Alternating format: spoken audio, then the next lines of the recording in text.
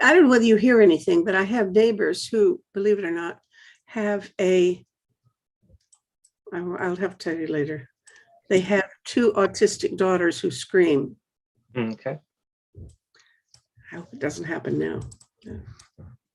Well, I'll edit that out. I don't want anybody talking about that. Anyway, there we go. About ready to go. Okay. Hi, I'm Metta Spencer. Let's go to Washington, D.C. today, okay? I think that's where Georgetown University is, isn't it? That's correct. Yeah. I once actually was considered for a job at Georgetown University. I've forgotten what happened to that, but came to Toronto instead. Okay, we're going to talk about peace education. And I should have a lot to say to this guy because I was doing peace education myself for 25 years at a university, and he is at Georgetown University teaching every day, teaching in his peace and justice program. This is Tony Jenkins, and Tony and I should have known each other for years and years, but we just not got acquainted or beginning to get acquainted. Okay. Georgetown, he's at Georgetown University, but he also, he says his day job or his other job is with the Global Campaign for Peace Education. And another thing, which I'm not too familiar with, the Institute for Peace Education, Global Peace Education. What's the story? What's the word? The International Institute on Peace Education.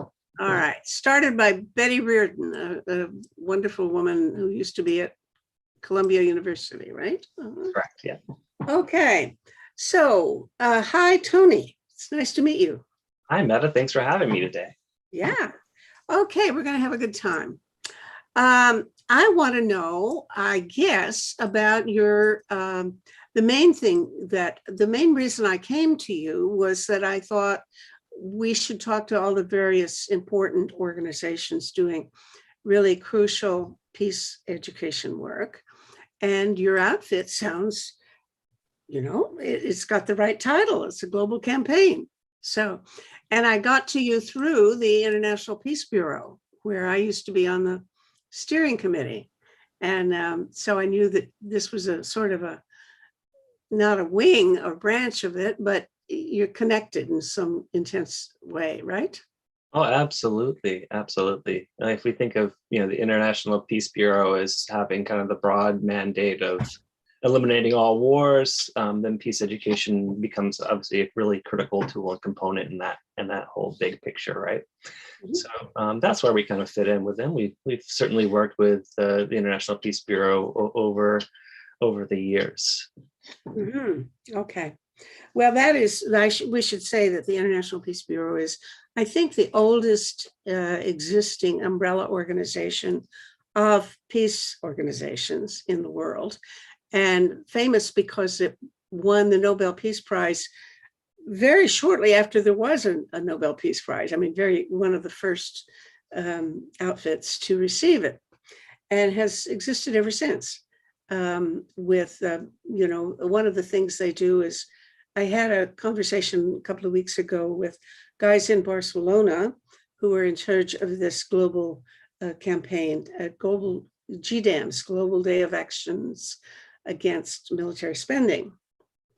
So they have that orientation, and I guess your orientation is much more changing the way the culture works. Is that fair to say? That's certainly a big part of it. It depends on how we decide to frame what peace education is about. But certainly a big component of what peace education seeks to address is cultural. But if we think about change and the kinds of changes that we're looking to work towards in various peace work efforts, where we're looking at the intersections of pursuing personal change, relational change, structural change, and certainly cultural change. They all fit together into a really interesting puzzle piece. Mm-hmm. Yeah. Okay. So tell me about the organization. Is it just you or? Well, the various organizations, a mix of different people. We could start with, we'll start with the oldest one. which is the International Institute on Peace Education, because that Oh, goes back much further than the global campaign. oh, I didn't know that. So Betty Reardon was, when did she get that going? So the institute was founded at Teachers College, Columbia University, back in 1982. Hmm. And it was kind of launched primarily as more of an academic seminar, but what it tried to do is bring together academics across the campus to bring diverse educational perspectives to understanding and trying to figure out the problem of nuclear proliferation. That was the initial focus when it was launched back in 1982. And so, the intention was to bring, different scientific perspectives on the challenge, but also very specifically look at what's the role of education in trying to, transform attitudes around nuclear proliferation more broadly, to help us rethink global security and strategies for, designing both formal and non-formal education to work towards those ends. So that was the initial conception, and what has happened with the institute over the years. It's really kind of grown and evolved to take on violence much more broadly. I mean, obviously, it's still looking at the issues of militarism, war, disarmament. Those also being very kind of foundational to the work that we do, but it also zooms out and looks at various cultural and structural forms of violence and looking at educational strategies to address those. And the way the institute works now, it's no longer a teachers college, it's an independent initiative, but every other year we host an in-person intensive event in a different country, working with local NGOs or university partners who specialize in peace education. And we bring roughly 60 to 70 educators, researchers, activists, academics from around the world into sort of, I like to think of it as a learning laboratory where we're really experimenting and exchanging ideas and learning from each other. And the intention is really to help us kind of grow and advance the field of peace education in theory and practice. Hmm. So you bring together people who are already professionals working in the field.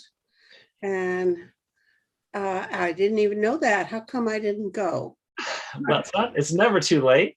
I mean, Well, it's a little late. I've been retired for 20 something years. So but you could have a lot to offer. I would say, when we host our institute, we do certainly attract a lot of people who are currently practitioners or generally knowledgeable to begin with. But we do try to bring in a mix of experience and new people to exchange ideas. We need to learn from the new generations. They have very different views and attitudes and grown up with different systems and struggles than we have. So we need to have their voices too. But that was interesting to, if you, you can actually make some observations about that the younger generation are different in ways that you can describe, because I wouldn't be able to, having not been, I've been retired for 24 years or something.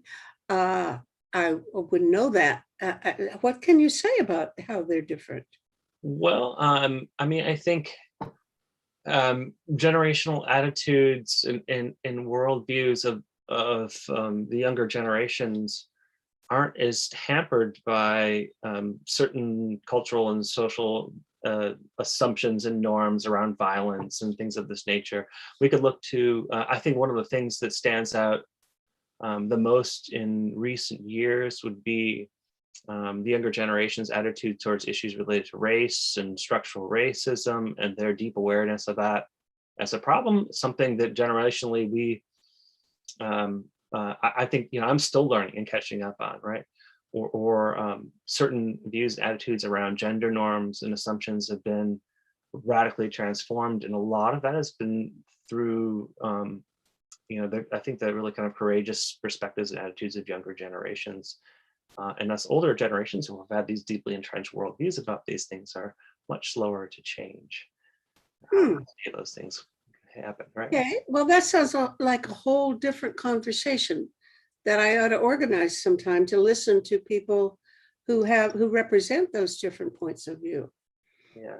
Maybe that has come up without my knowing it you know, in some of the shows that I've already done where we've argued about something, but I wouldn't have seen it as reflecting generational differences. I don't know. Anyway, that's Well, a, yeah, I mean, I think what we're seeing, at least what I've been observing, particularly in the last year, and I don't know if this is pandemic influenced or not, but it's the trend seems to coincide with the pandemic. But there has been a lot of effort by international NGOs and other groups to really bring youth more into the forefront of their work. Um, the UN itself has been working to emphasize youth peace and security efforts and initiatives. There are growing youth movements for peace all around the world, several that we could look at. I always think of UNOY, which is the United Nations, what is it? I don't know, it's like the youth peace builders networks all around the world. And they're fantastic. They're sharp, again, courageous. I can't say enough about that. They're really willing to challenge things and take risks. I mean, youth are certainly greater risk takers than we adults for the most part. And so I think they're just really a long ignored group of really important social change agents that we're learning to sort of harness a little bit more effectively and learn from at the same time. this is definitely something that I need to pay more attention to, because I'm not really aware of I'm much more aware of youth as taking the leadership in many environmental issues, climate change issues. But I'm not aware of young people as particularly engaged with peace issues. So if that's the case, I'm behind the times and you need to bring me up to speed. Sure. Or well, I'll share with you a few things that we I haven't talked yet about a global campaign, but we've been slowly trying to develop more of a youth focus within both our programming and our outreach. And I have a group of youth interns who are Georgetown students who have been helping me design some programs. They hosted a webinar last year on youth perspectives on issues of racism and how youth are working to combat issues of racism around the world, which is really remarkable. And our team just finished conducting a global survey on youth experiences and knowledge and awareness of various approaches to peace education and what they would like to see developed in their schools and universities. So we don't have the results of that yet to share with you. We're actually meeting about that later today, but hopefully we'll have some really great resources to give. Well, my experience when I was teaching was that I really did not, I taught a course, a program in peace and conflict studies, which I organized at my campus. And I ran it for about 15 years. And I probably had 20 students on the average per year majoring, getting a degree in peace studies. It would show on their diploma, you know. But they never became peace activists, ever. And what happened when there was an issue, because what I feel is that they wanted and needed and should be concerned about becoming more autonomous. So if there's to be a movement, it should be their movement. It is their movement. They want it to be in control. They don't join old people's movements. But when there was an issue, as for example, I remember the first Gulf War, the bombing of Iraq and so on, and it was quite remarkable. I had a peace resource center, 2 rooms full of documents and things. And this became sort of the meeting place for all of the students at the college. They came every noon hour and would plan their events. And there'd be about 30 people in this room. Well, maybe that's exaggerating, but high number for a thing. And then they would hold a rally and demonstrations and this and that against the war. But it was their event. It wasn't mine. I just sat in the corner and let them do as they wished. And then, you know, when it was over, that was the end of the movement. There was nothing like that continued. So that was my impression, that it had to do with the usual tendency, a reasonable tendency for young people to want to become more autonomous and do things on their own. So if there's to be a movement, they will organize it and run it, and fine, you know. And then, but if you know they're through, that's the end of it. Yeah, I'd have to think a little bit about whether that's changing or not, but I think I think that in general that's a really good approach. I think giving them that space for autonomy to develop their own sense of political agency is really important. It's unfortunate it didn't somehow translate into sustained engagement in the movements. But maybe, again, part of it is maybe related to the reasons they're not joining movements, maybe related to the fact that their voices have been generally excluded from those movements. I mean, No, I don't think so, because every organization I've ever been part of spends half their time saying we've got to find ways of recruiting youth. Right. And they do their best, and it doesn't work. So that's why I'm so impressed that you're saying that there are groups now of youth. And I wonder, are they self-organizing? Are they doing it on their own, or are you pulling some strings behind the scene? No, I think you're seeing a mix of both things emerging now.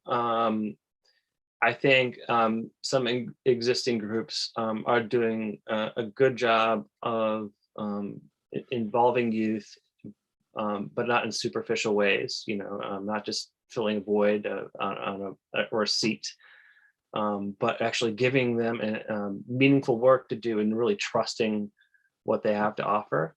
And so I do think that there has been, I think there's been certain attitudinal changes with the leadership of these organizations, but youth are also self-organizing really effectively as well. And I think they have been more exposed to kind of critical perspectives on issues of war and peace and climate at a younger age. And so as they're moving into young adulthood, I think they are really actively engaged in trying to find ways to work on these issues.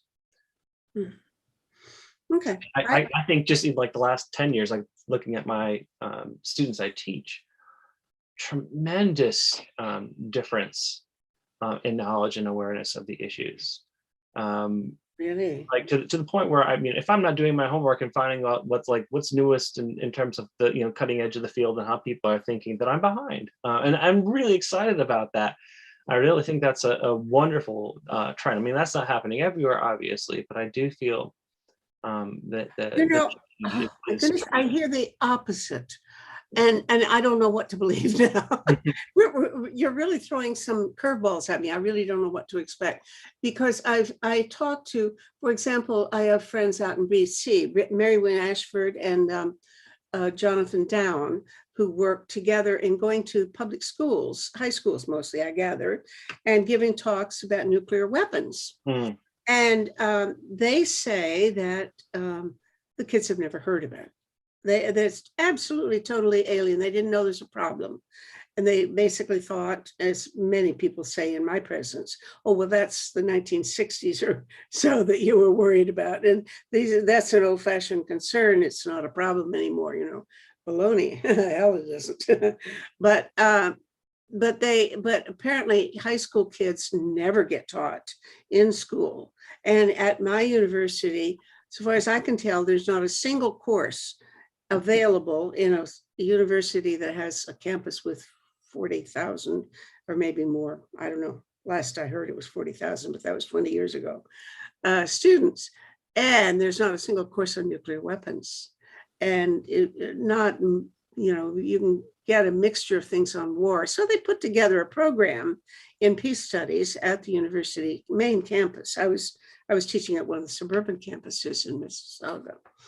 But the students are not, last I heard, absolutely not aware of military threats, that kind of issue. And you start from a very basic level in talking to them about it.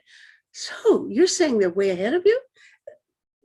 Wonderful. maybe not in all things, certainly. All right, so specific issues, things like nuclear weapons, I agree, is certainly missing from their awareness, and it's always a shocking topic when I bring it up in my courses. But I think part of that is it depends on where you're coming from in the world, I suppose. But that I mean, obviously we've dropped the ball in terms of talking about that in educational spaces. But it's no longer part of the conversation in the media and the news. It's, as you suggested, a lot of students think of it as some old-fashioned issue. But once they become aware of the real and significant threat, and start to challenge some of the myths behind nuclear proliferation, they become really engaged in the issue. I mean, look at ICANN, right? Who got the Nobel Peace Prize a few years back, and being responsible for leading the effort to create the nuclear treaty. There were so many youth engaged in that movement around the world. I think that was really instrumental to it. Yeah, we have a lot of catching up to do on those issues. I think where we're seeing students having greater awareness are around these kind of broad issues that are obviously affecting all their lives. They're really pervasive. I mean, I can't speak for every corner of the world, but I would say, here in North America, in the US in particular, it's hard to escape a moment in the daily news cycle where they aren't talking about issues of climate change, issues of structural violence related to the pandemic, or issues of the ongoing police violence and structural racism during the United States. So students are way ahead of the curve on thinking about and analyzing those issues of social justice in particular. But the really important work that peace education really began on in terms of challenging militarism, nuclear proliferation, and so forth and so on. That's not something that they're necessarily getting in schools. That's certainly not true. But now, how many people come into your program? You have is it a degree program at Georgetown, or? So the Justice and Peace Studies program at Georgetown, we have such popular interest in our offerings that we can't even keep up, quite honestly. I don't know the exact number of majors and minors off the top of my head, but we're at a point where most of our advanced courses we can't even open up to students outside of the program. So many students need it internally, and every year we just keep adding more and more and more. So that's good news, and we're seeing. Yeah, that's wonderful news. That's really great. I think we're seeing also a similar rise in peace studies programs around the country, around the world, actually. And it's an interesting place that we're in right now, because obviously students are really interested in these topics. But at the same time, we're having, universities are becoming more corporatized, and they're not terribly interested in this kind of learning. So there's a little bit of a tension that exists there. And so there's interesting dynamics playing out in the university level of peace education. Now, let me think. I think of Georgetown, maybe without any evidence one way or another, but I think of it as somewhat different from some of the other universities. I remember when I was being interviewed, it was at American, Georgetown, and George Washington. All three interviewed me, I remember. And I thought of Georgetown as different because I think it's a Catholic university, isn't it? Mm-hmm. Yeah. And that I would wonder if the student body might be a more, I mean, if you go to a Catholic university, when you have other options, it may be because you're pretty damn Catholic or something. Maybe, obviously it's a Jesuit institution, so there's a strong social justice influence within the university. I mean, I don't think that students are necessarily attracted to it because of a Catholic background. I don't know, I would guess. Okay. I don't really know. I mean, I don't know the data on this, but. Well, I have another friend that I've interviewed a couple of times who teaches at St. Thomas More College in Saskatchewan, which is a Catholic college within the University of Saskatchewan. And he has the same kind of report that you are giving me, that these students are extremely engaged And I asked him, for example, do you go out in the street and get students to go with you and demonstrate? And he said, my students make sure I come with them. Right. I love that. But but also maybe I should have asked him the question I just asked you.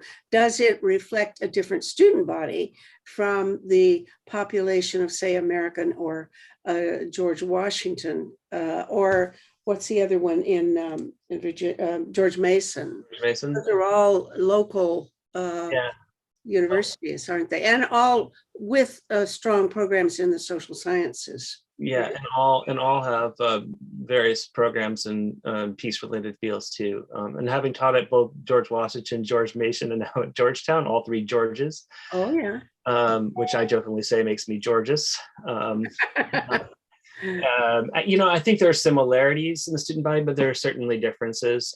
You certainly at Georgetown, well, I wouldn't say everyone, certainly not all the students have Catholic backgrounds. A lot of them have gone to like Jesuit schools, high schools. So they've been introduced to some of the social justice values in advance, but not all of them. There's other aspects that are really important to Georgetown and its culture in general. So for example, at Georgetown, there exists the Center for Social Justice teaching research and social justice teaching and research. And this is a university-wide center that works with students, helps place them in internships and other kinds of programs where they can experiential learning programs, and they can do and engage in social justice work in local community groups, local schools, and other places. And a good number of Georgetown students take advantage of the programs that they offer. So there is a strong cultural there's one of the really remarkable things that played out at Georgetown 2-3 years ago now was that there was a pretty significant student-led effort to work towards providing reparations for the descendants of slaves upon which Georgetown was founded. So students are deeply, certainly very deeply engaged. George Mason, they have now there used to be the School of Conflict Analysis and Resolution, has just now been renamed the Jimmy and Rosalind Carter School of something. I sorry, I don't know the name off. It's just changed in the last 6 months or so. That's news to me. I didn't know that, but it's very appropriate, isn't it? Yeah. So, well, of course, that program is mostly is at a graduate level, so it's a different population that's involved there.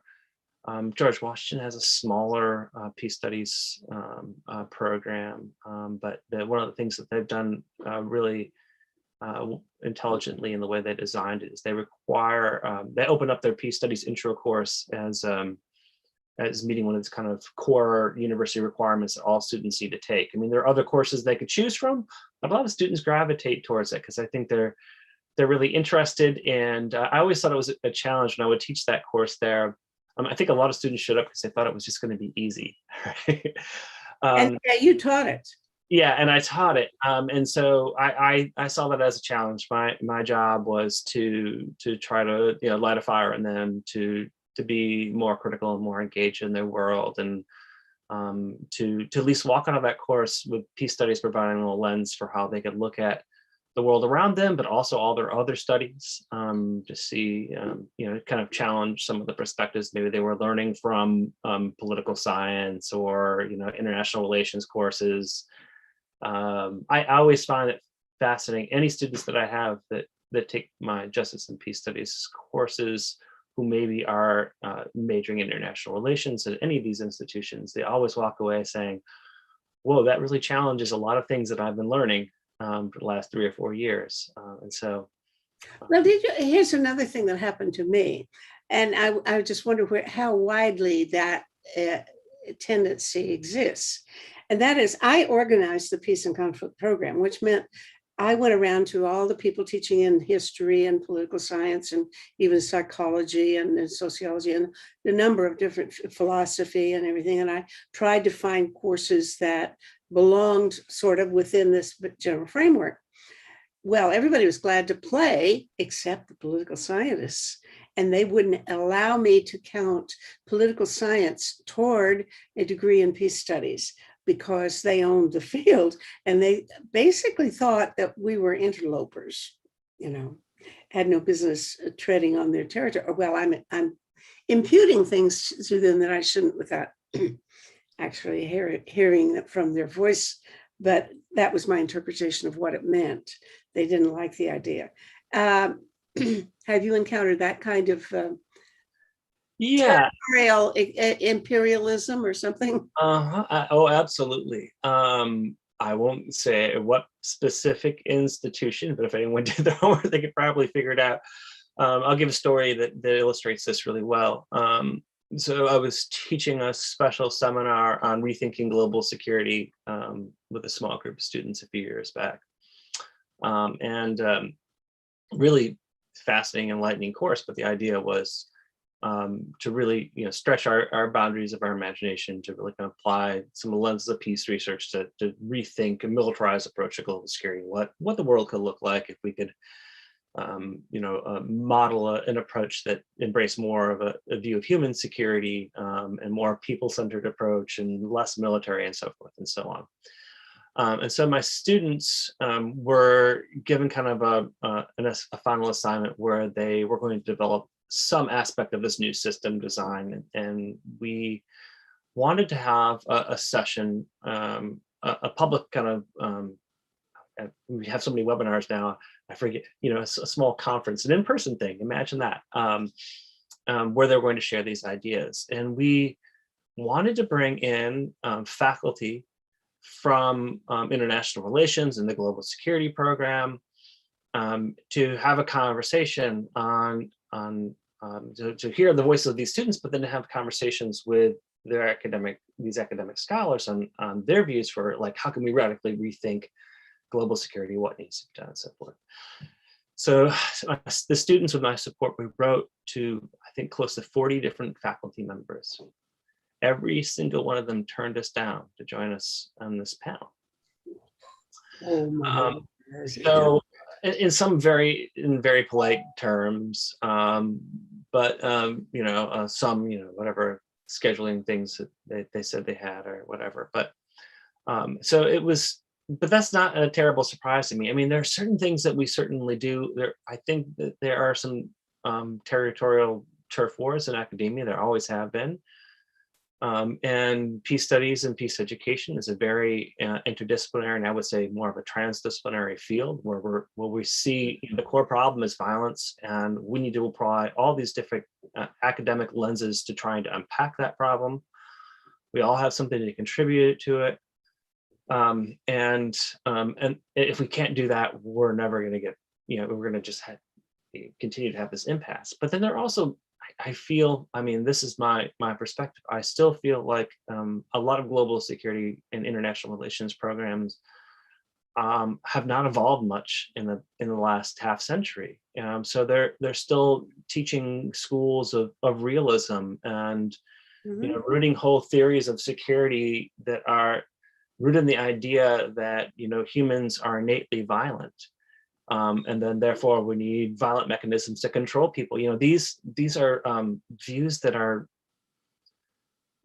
quite honestly, they're ancient, and they haven't evolved. I mean, it's a canon they've been producing and reproducing for years and years and years. And I think a lot of what peace studies have to offer can be a direct challenge to that. So I can understand that. And I've been trying to figure out how do we, what kind of fig leaf do I need to offer to be able to, reach across those aisles and have those conversations with those folks. And I'm certainly open to challenging naive assumptions I might have about global security, and so forth. But we need to have those conversations if we're going to be able to move forward. Well, one of the things that occurs to me is you are located in the nation's capital. And I would assume, and it's just a guess, that people who want to have a role in government probably would like to hang out in the vicinity. So I would wonder whether or not the political science departments and international relations departments and so on might be attracting, voluntarily or not, attracting people who want to have a role in government, which means, of course, you've got to play by the rules that are part of our government, and we know what the rules are. It's definitely a military oriented government. I don't know anybody in government who is enthusiastic about teaching how to do civil resistance. Right. I certainly think that's a pretty reasonable assumption, in terms of both the types of students those programs attract, but also the faculty. So at all these institutions, Georgetown, George Washington, George Mason, you'll see a lot of faculty who have worked in government, in the security fields, or in security related think tanks and so forth.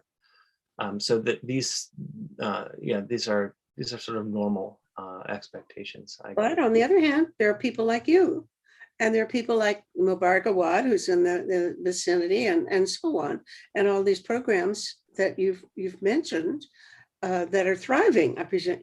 But maybe just there's a bigger gulf between what you do and what the standard assumptions are in, say, the political science department, and certainly in the Pentagon. Yeah, oh, absolutely. Or even locally here, with certain views and attitudes, like coming out of the United States Institute of Peace, which is another kind of interesting entity that exists somewhere, between, kind of a government entity and a non-governmental entity, in terms of the views it promotes and so forth and so on. I'd like your thoughts about that place. I took a course there once just to check it out. It looked empty. It's this gorgeous building, this spectacularly beautiful architecture, and there was nobody there. Or it felt very hollow, and I didn't get any sense that there was a ferment of activism there at all. So I didn't know what to make of it. I was just there less than a week, but it was a very I went to try to check it out, and I came away without any sense that I knew what I just discovered. What goes on there? What's your impression of? Whose side are they on? Well,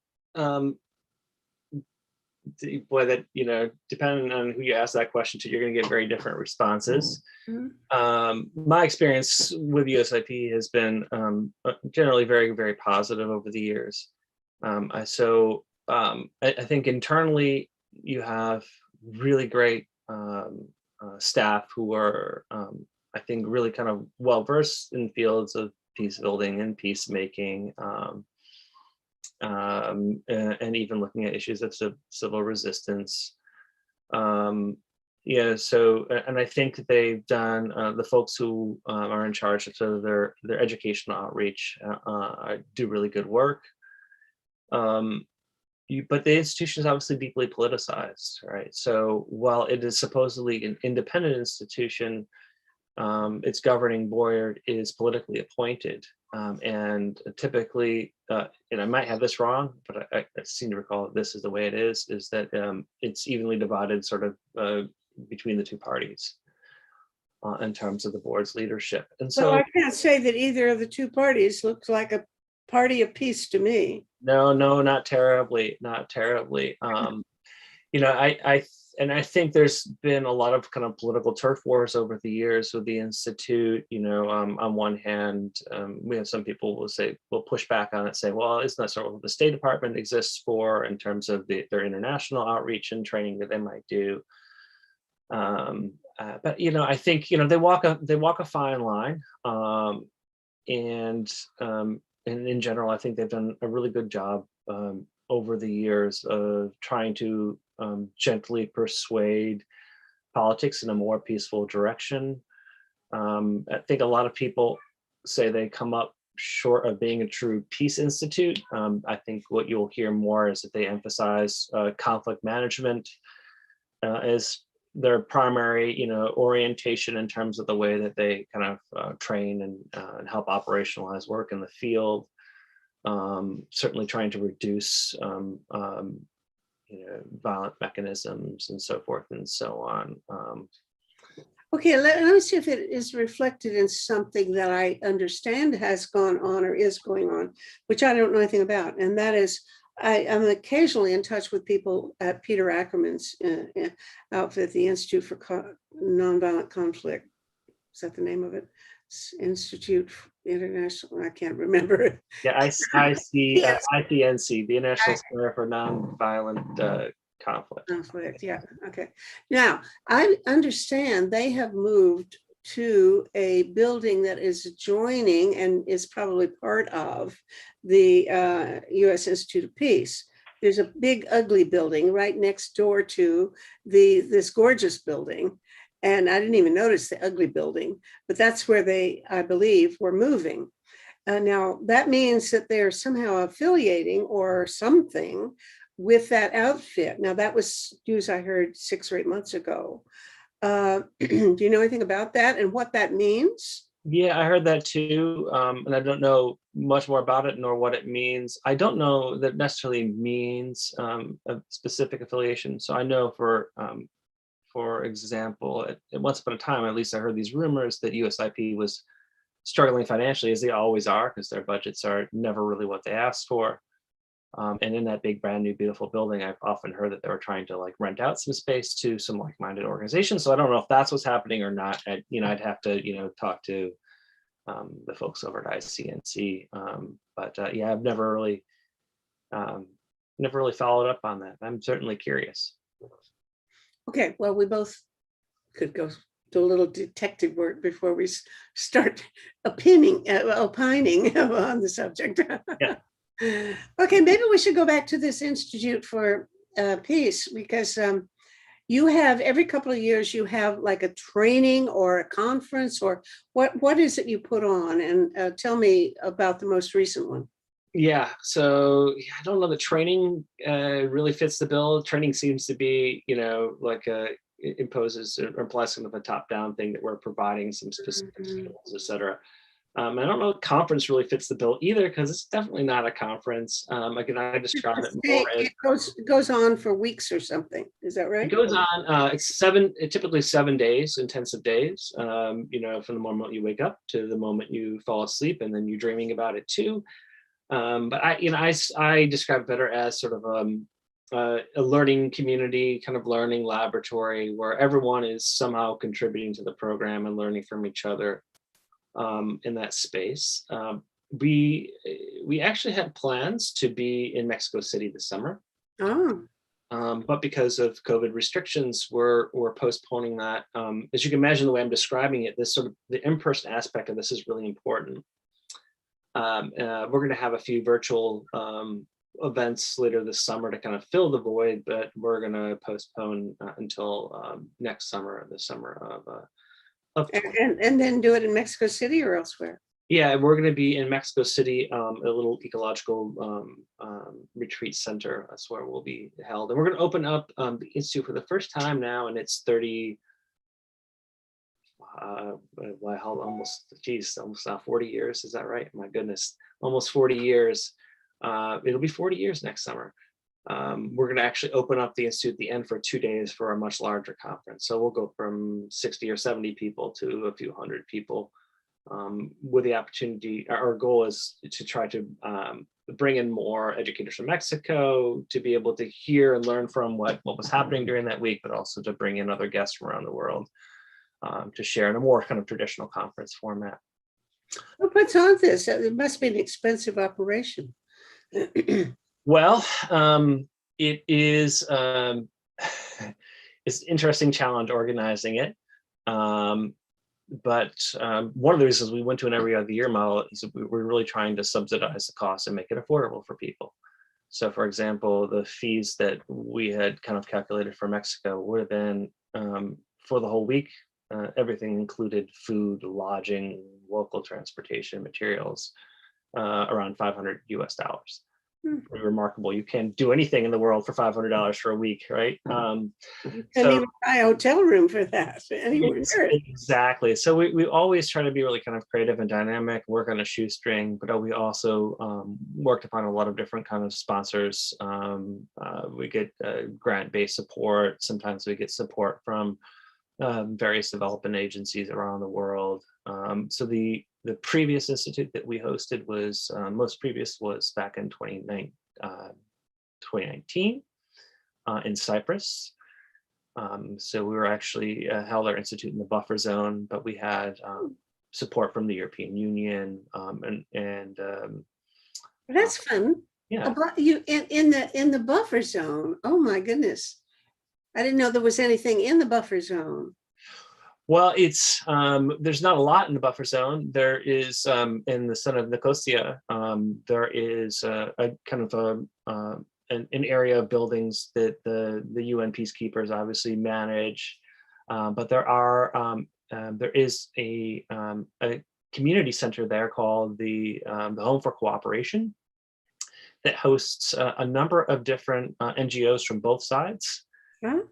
NGOs who have the goal of reunifying Cyprus and kind of working across the divides. So we worked How in long has it existed? You know, because Home for Cooperation. yeah, that outfit, because I'll tell you why I'm asking. I first met a friend of mine named David Last, who's a professor at the Royal Military College, but he used to be very involved with teaching peacekeeping. And he was based in Cyprus for a long time. So the way I met him was he wrote me once, a good 25 years ago, asking what I knew about peace gardens, because his notion was to turn the buffer zone into a peace garden, which would be maintained by the young militants on both sides, get them to work together in creating this garden. And what did I know about peace gardens? Well, I knew nothing about peace gardens, but we had an interesting conversation and then gradually got to know each other. So I think that was, when the Canadians were in Cyprus, it's a long time ago. And I wonder if maybe this wasn't an outcome of that, but somebody with the same bright idea, bring people together to do things cooperatively. Yeah, I don't know when I don't know off the top of my head. I think I know it's been around. The Home for Cooperation has been around. I'm gonna guess around at least 20 years or so now. But I think our partners that we worked with very specifically there, an NGO that's housed there called the Association for Historical Dialogue and Research. And they are the ones that are, they've been operating a number of peace education programs. They have one project that's been receiving all kinds of awards called the Imagine Project. And in particular, that brings together young kids in elementary schools from both sides, which is a really interesting challenge. Of course, they don't even speak the same language at that age. But they come together after their teachers are kind of trained and they do some preparatory work and programs, and they come together for a couple series of events and experiences in the buffer zone. So you kind of bring them in contact with each other to begin to kind of challenge some of those historical narratives, which they're about to be inculcated into in coming years. And so it's really powerful work that they're doing. So I really enjoy that. So when we had our institute there in the buffer zone, our theme that we brought people together from around the world to explore was this idea of educating for peace in divided societies. And so obviously there is a very physical, visible manifestation of that there, but we have all kinds of divided issues around the world: political polarization and ethnic divisions and so forth and so on. By the way, you said they don't speak the same language. I had never thought about that. Turkish and Greek.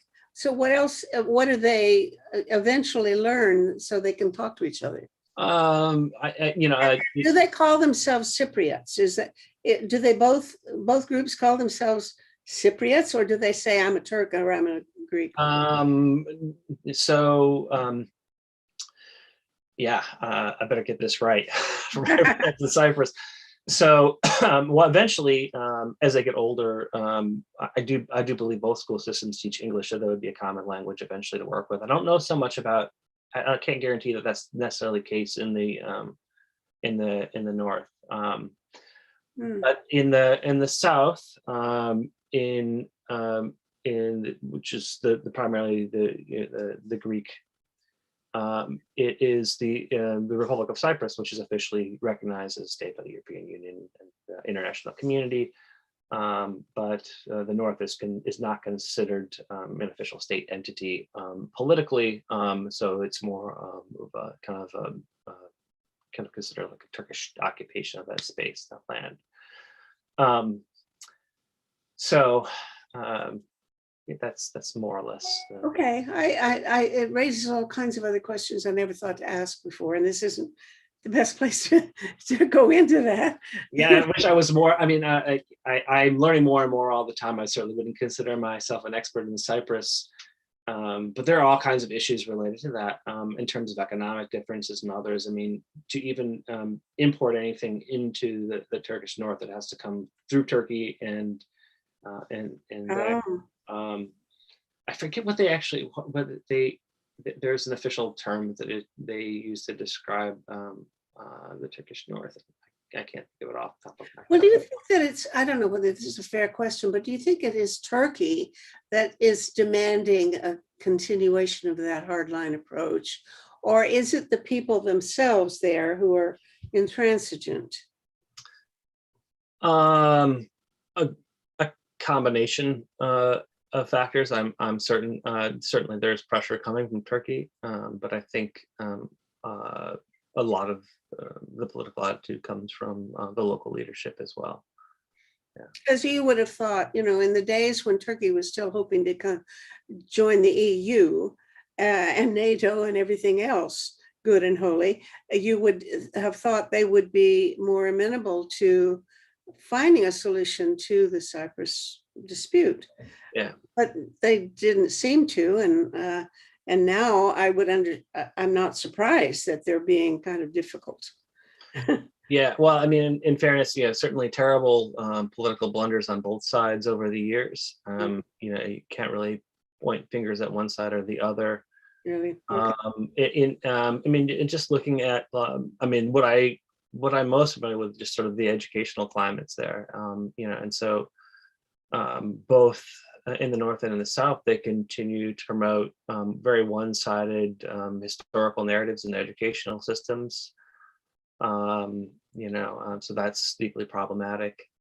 And so, yeah, there have been efforts and attempts at reforming that, but those kind of, get changed with the political winds. So they have been well sustained over time. Mm-hmm. So these are, we have to take in the bigger picture on that problem. Okay, now tell me more about these events. People come together for people like peace educators or what else? People who work in higher education, but what other kinds of folks do you bring together? So we have, academics, school teachers, researchers, but we also get a handful of people over the years who are, policymakers who maybe work with ministries of education in various countries. We also work with a lot of non-formal educators who work through, NGOs and faith-based organizations who might be doing peace and social justice work. So we get sorry, my dog was having a moment. So we get a very kind of rich mix. We also get a handful of students. We usually try to pencil in a few spots so students can really be there as well. Okay. That sounds a little bit like what Peter Ackerman was doing at Tufts University every summer. And I think they were doing it at some other places. They did it at, when Budapest had that Central European University, they were doing it there. And maybe others, I don't know. But I gather that has ended. He would bring in, I don't know, 50 young professionals. They weren't necessarily all, or even mainly, peace educators, but people who are things like editors of newspapers or something of that kind, mostly, in their 30s or so, I think, and have a training for a week or two on nonviolence and that sort of thing. But I think he stopped doing that, and it must have been a very pricey thing to do, to bring people from all over the world for an event like that. Yeah. Yeah, I imagine. I feel that they're still doing it, but I'm not 100% sure. I'd have to kind of look into that. Okay. My sense is they're still pretty active in doing it. Well, it's such a great idea, I mean, when you meet people in that kind of setting, I think sometimes really important relationships get established that later on turn out to be important. I mean, I have a network of people that I've met for mainly going to peace conferences around the world, and I keep in touch with quite a few. Yeah, I think that's really important. Like the Institute, we always actually try to, in terms of providing continuity, we always try to bring in, I like to call them my repeat offenders. People usually want to come every year, and honestly, um, if if we accepted all the former participants, we could never have room for everyone else. But we always assure 10 to 20 spots for former participants. I see. So it's kind of part of that's providing a kind of a cultural bridge from past experiences to the future. On one hand, it's really important to us too.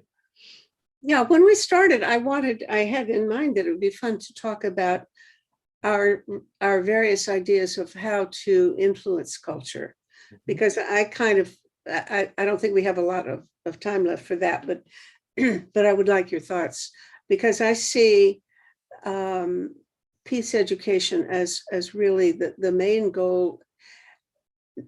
Often it's to change policy, but there are other institutions that are probably better suited, NGOs that are better suited to pressuring governments to adopt this policy or that policy, where universities and other peace education institutions are, I think, looking to change general attitudes in a longer, more diffuse way. That is, change the culture.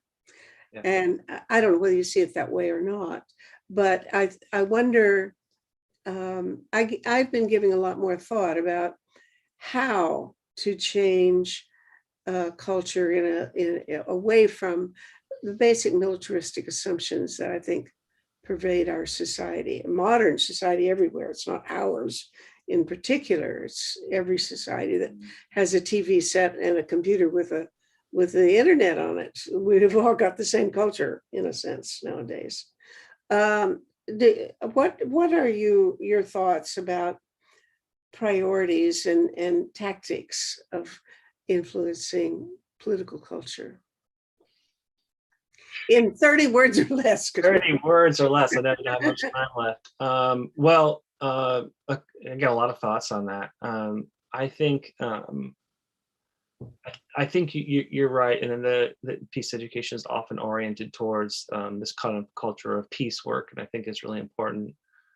And we've actually seen a lot of NGOs and university programs adopt, for example, like the framework of the UN Declaration and Program of Action for Culture of Peace, which puts peace education as one of its main spokes of its efforts. And so, yeah, absolutely, we need to be working, developing, those attitudes, beliefs, and dispositions that are necessary to challenge a culture of violence and build a culture of peace. I think thinking about it, like in terms of putting forward maybe a theory of change about how that happens. I think that the way that at least we approach it in our experience of peace education, I'm speaking about, kind of wearing my hat of working very internationally through the Institute and the global campaign. I think about it very holistically. The effort of creating cultural change is one that requires us working for personal change, relational change, structural change, and then ultimately cultural change.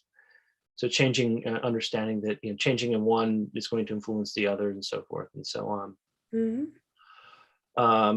And um, so, that's actually kind of the backbone of what the Global Campaign for Peace education it was built upon. So I got to get in a little word on that real quickly too. So Yeah, uh, sure.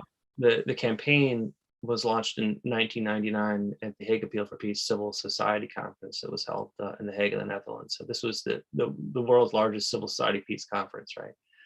On the 100th year anniversary of the first Hague Peace Conference. Mhm. And so this brought together all these educators and activists around the world to kind of think about the role of ending all wars.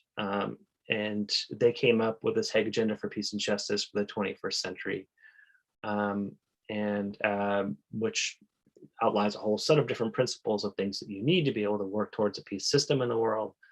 But one of the other campaigns that was launched then was the Global Campaign. The campaign statement, I'll just read it to you because it gets to this cultural Thanks. Yeah. here. For the Global Campaign, it states that a culture of peace will be achieved when citizens of the world understand global problems, have the skills to resolve conflict constructively, know and live by international standards of human rights, gender and racial equality, appreciate cultural diversity, and respect the integrity of the earth. And such learning cannot be achieved without intentional, sustained, and systematic education for peace. So that's really at the heart of what the Global Campaign is about, is building and advocating for public awareness and political support of peace education, not just in schools, but also non-formally through civil society efforts and community level interventions. One of the most important things that we really try to emphasize is the need to promote teacher training in peace education as well. It's one thing to try to push a curriculum on people who don't believe it. It doesn't work, right? But ultimately, I would say, in terms of my theory of change, and I think we'll probably agree on this, is that the most sustainable cultural change is the kind of change that comes from below, right? And this is also a very kind of feminist perspective, and obviously a lot of feminist influences in the field of peace education. So this kind of bottom-up approach emphasizes changing of minds and attitudes, as opposed to doing kind of top-down structural changes that kind of impose change upon a society. It doesn't work. We actually should be looking to figure out how to make those two strategies work in tandem a little bit more effectively, because certainly they can work that way. But that's, I think, what we're really going for. Well, to what extent, or how are you organized? Do you have members? Do you have groups that are affiliated? Are you part of something else, or are you independent? Where do you get your money? Things like that. So yeah, the Global Campaign is I like to think of it more as a kind of a global social movement.